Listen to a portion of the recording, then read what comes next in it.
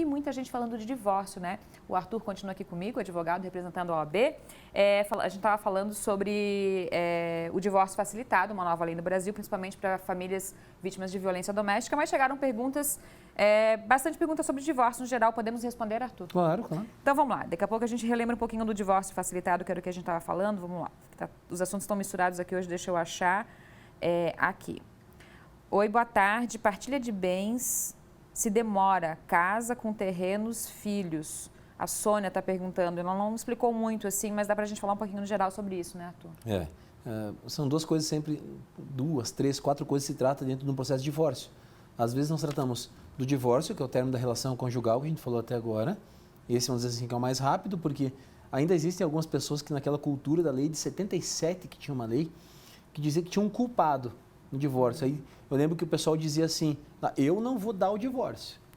E a lei dizia isso mesmo, se uma parte não quisesse, teria que achar um culpado e o juiz condenar para acabar o divórcio. Olha só. Então, isso existe mais hoje. Se uma das partes não quer, seja qualquer o motivo, não precisa dizer um motivo para o juízo, se encerra a relação. Então, às vezes eu trato de divórcio, eu trato da guarda, de quando tenho filhos menores, trato dos alimentos, dentro da ação. Tudo isso, vamos dizer assim, é mais rápido. A partilha de bens, às vezes, demora um pouco mais, porque eu tenho que provar algumas situações. Se permite que as partes possam rolar testemunhas, juntar documentos, às vezes precisa de perícia, então ela realmente é um pouco mais demorada. Se ela é consensual, sempre se agiliza muito mais, né? Um pouquinho mais fácil.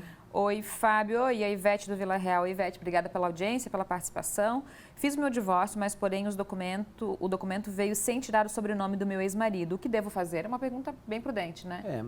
Primeiro ela tem que ver se isso foi determinado. Porque quando o advogado ingressa com a ação, um dos pedidos que ele faz é que ela volte a usar o nome de solteira. Provavelmente foi feito esse pedido, se ela tem esse desejo, deve ter sido feito o pedido quando foi ingressado com a ação. Se foi feito isso, o juiz com certeza, na hora que ele deu a sentença, ele se manifestou nesse sentido, dizendo que ela voltaria a usar o nome de solteira. Basta ela solicitar o advogado ou ela ir diretamente ao fórum, pegar a cópia da sentença do juiz, né, porque se ela disse que já faz um tempo, então já deve ter transitado e julgado, ou seja, não cabe mais recurso, pegar a cópia e levar diretamente no cartório. Então, ela vai precisar levar ao cartório, ou solicitar que o advogado leve ao cartório essa decisão, muda no cartório. Aí, a partir da modificação do cartório, é que ela vai conseguir modificar os documentos também. Boa tarde, pessoal, não se identificou, deixa eu ver se eu acho o nome aqui. A Silva participando com a gente. Silva, muito obrigada pela audiência. Tenho uma união estável e o meu ex não quer assinar. Como faço? Pelo que eu entendi, ela está no segundo relacionamento, não sei se você entendeu assim também. Arthur, tem uma união estável, meu ex não quer assinar, então eu acho que ela quer se divorciar dessa união estável. Eu acho que ela quer encerrar essa união estável, né? Ela vai ter que procurar um advogado, vai ter que ingressar com um processo que a gente chama de reconhecimento e dissolução da união estável. Então, no mesmo processo, o juiz reconhece desde quando existe essa união estável. É importante porque, com relação aos bens que são adquiridos nessa circunstância, então, por isso que se reconhece primeiro, reconheceu desde quando a união estável, o juiz dissolve ela. Ela vai ter que ingressar com o processo. Não tem, amigavelmente, se ele não quer, ela não vai conseguir. Olha só, uma pergunta bem importante que eu já deveria ter feito e um telespectador nosso está me ajudando aqui. Obrigada pela participação, ele não se identificou. Também não vou procurar o nome porque talvez ele não queira se identificar. Mas ele fala assim, eu gostaria de saber porque essas leis só favorecem as mulheres e os homens vítimas não têm lei. E eu já deveria ter te perguntado sobre a lei do divórcio facilitado, se também beneficia os homens. Não beneficia. Não? Não, porque ela é vinculada à Lei Maria da Penha. A Lei Maria da Penha, é para as mulheres. Ela é bem específica e tem como sujeito passivo, né, quem é vítima dentro dessa circunstância, a mulher. Então, se reconhece essa vulnerabilidade física em algumas vezes, social em algumas vezes, psicológica em outras, se reconhece e é para isso que a lei vem. Tem até discussões, às vezes, nessa situação, quando se trata se o homem deveria ser beneficiado ou não. Porque a Constituição brasileira diz que todos são iguais. Por que tem uma lei tratando diferente a mulher? Tem uma lei tratando diferente porque a situação da mulher é diferente. A lei vem fazer o quê? A lei ela vem tentar ajustar a balança.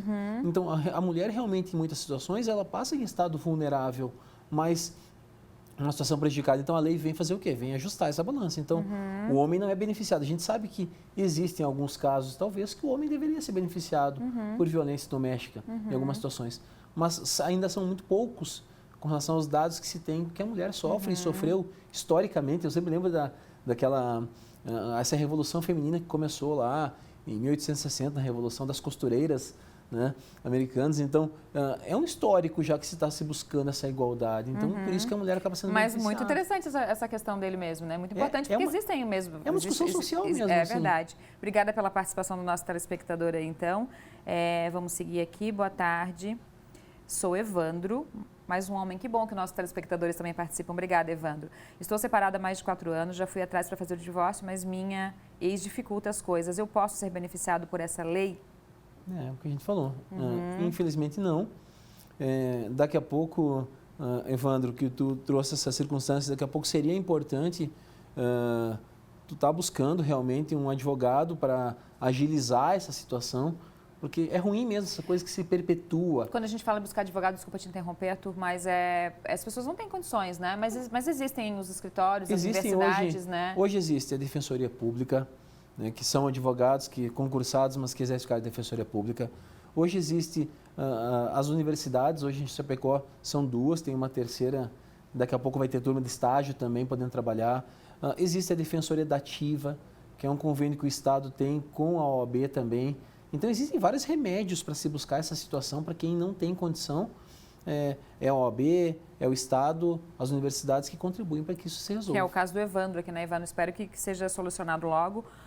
Mais uma dúvida aqui, nossa telespectadora. Boa tarde, sou separada judicialmente, mas ainda não me divorciei porque meu ex-marido mora em outro estado. Existe uma forma de fazer o divórcio sem eu precisar ir até onde ele mora? Obrigada pela participação. A competência para o divórcio, ela não está na Lei Maria da Penha, ela no Código de Processo Civil. Tá? Então, ela é uma das que fez, com certeza, a separação antes da alteração da lei. Hoje a pessoa faz o divórcio direto. Há um tempo atrás a pessoa tinha que se separar, se esperava 1 ano para converter a separação em divórcio. Então era um procedimento realmente desnecessário, hoje faz direto.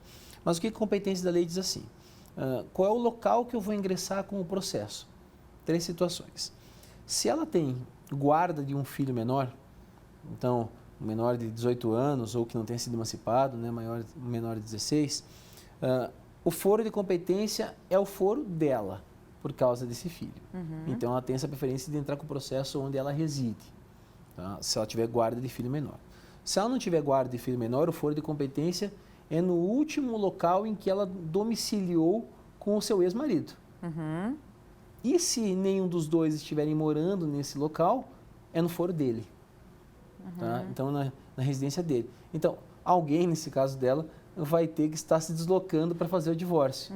Talvez seja ela. Aí só analisando o caso específico dela para dizer qual o local adequado. Mas essa pergunta, Fabi, é importante por quê? Porque essa legislação agora que modificou, a 13.894, ela modificou um pouco essa competência. Então, a única coisa que talvez a gente não falou sobre essa modificação da lei e que essa pergunta nos ajuda a responder Sim, a gente lembrou. A gente lembra, é que nos casos de violência doméstica, o que se alterou essa lei? É sempre no domicílio da vítima. Então, independentemente se tem guarda de filho menor, se não está morando mais onde eles moraram a última vez, o domicílio dela vai ditar a competência. Então, sempre onde ela está morando é que vai ser o juiz competente. Para facilitar mesmo. Arthur, muito obrigada por ter vindo. Ficaram várias perguntas aqui ainda sobre divórcio no geral, mas obrigada por ter trazido essa novidade para a gente, né, do divórcio facilitado, que vai ajudar, a gente espera, muitas famílias, né? Muito obrigado. Até uma próxima. Muito obrigado pelo convite. Imagina. Gente, Ver Mais de hoje vai ficando por aqui. Beijo no coração de todo mundo. Vai lá no nosso Instagram, que tem um monte de telefones hoje, contatinhos que o pessoal está pedindo aí, @VerMaisOesteSC. Até amanhã. Tchau, tchau.